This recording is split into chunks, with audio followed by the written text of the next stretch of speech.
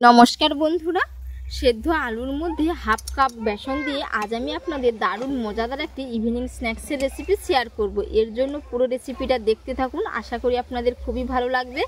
দেখতেও যেমন সুন্দর, খেতে কিন্তু দুর্দান্ত হয়। বাচ্চাদের এইভাবে বানিয়ে দিলে বাচ্চারা কিন্তু খুবই মজা করে খাবে।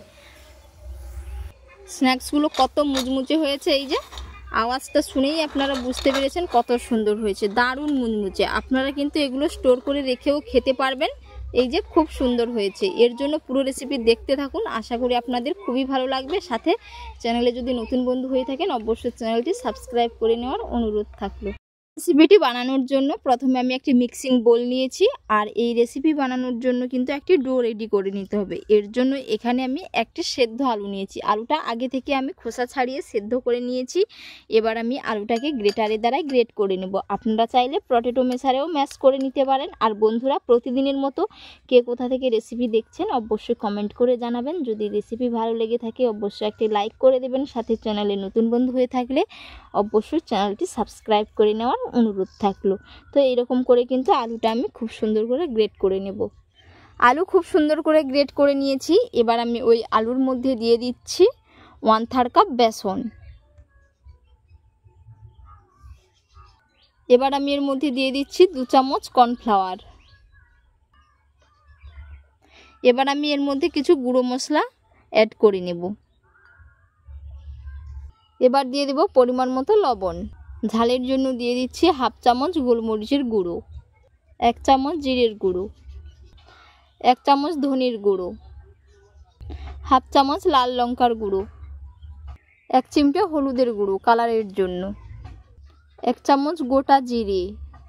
এবার দিয়ে দেবো আমি বেশ কিছুটা কাসুরি মেথি, হাত দিয়ে একটু কষলে নেব। আপনারা এখানে কাসুরি মেথির পরিবর্তে ধনে পাতাও দিতে পারেন। আর বন্ধুরা, আলুর যে কোনো রেসিপিতে আপনারা কিন্তু কাসুরি মেথিটা অবশ্যই দেবেন, টেস্ট কিন্তু দ্বিগুণ বাড়িয়ে দেয়। এবার আমি খুব সুন্দর করে একটি ডো রেডি করে নেব। খুব সুন্দর করে একটি ডো রেডি করে নিয়েছি। এবার এটাকে আমি হাত দিয়ে খুব সুন্দর করে চ্যাপটা করে নেব, রুটির মতো করে। আপনারা চাইলে বেলুন চাকিতেও বেলে নিতে পারেন। খুব সুন্দর করে আমি কিন্তু রুটির মতো করে হাত দিয়ে চ্যাপটা করে নিয়েছি। আর থিকনেসটা কেমন হয়েছে দেখে নিশ্চয়ই বুঝতে পেরেছেন। এবার আমি এইদিকে একটি গ্লাস নিয়েছি, তো গ্লাসের দ্বারাই কিন্তু আমি স্ন্যাক্সগুলো কেটে নেব।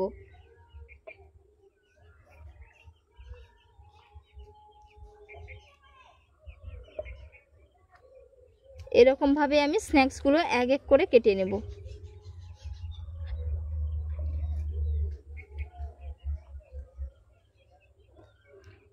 এই যে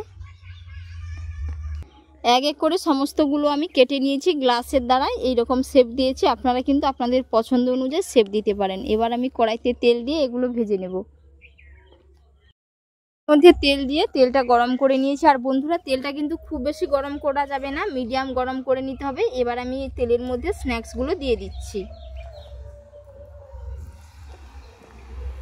স্ন্যাক্সগুলো দেওয়ার পরে চুলার ফ্লেমটাকে আমি লো টু মিডিয়ামে রেখেছি।